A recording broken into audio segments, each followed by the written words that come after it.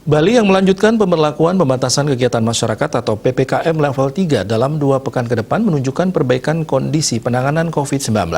Pada evaluasi zona risiko penyebaran COVID-19 per 19 September yang dirilis 22 September di website Satgas Penanganan COVID-19 Nasional, terjadi perbaikan dibandingkan sepekan sebelumnya.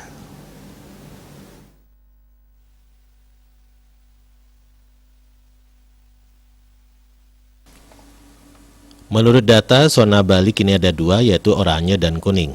Kabar baiknya, mayoritas wilayah kini menyandang status zona kuning atau risiko rendah penyebaran COVID-19.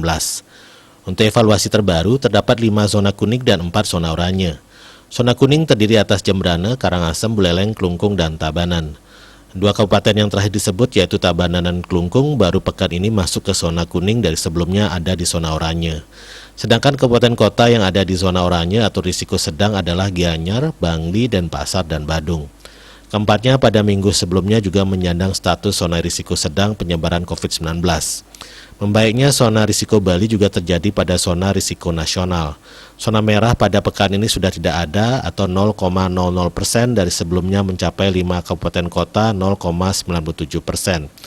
Sementara itu, zona risiko sedang oranye mengalami penurunan dari 89 kabupaten kota atau 17,32% menjadi 31 kabupaten kota 6,03%.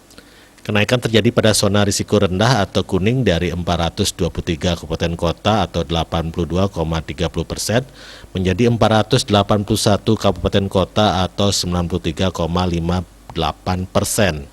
Zona hijau atau tidak ada kasus naik dari 1 kabupaten kota atau 0,19% menjadi 2 kabupaten kota atau 0,93%. Dan zona hijau tak terdampak tetap tidak ada atau 0%.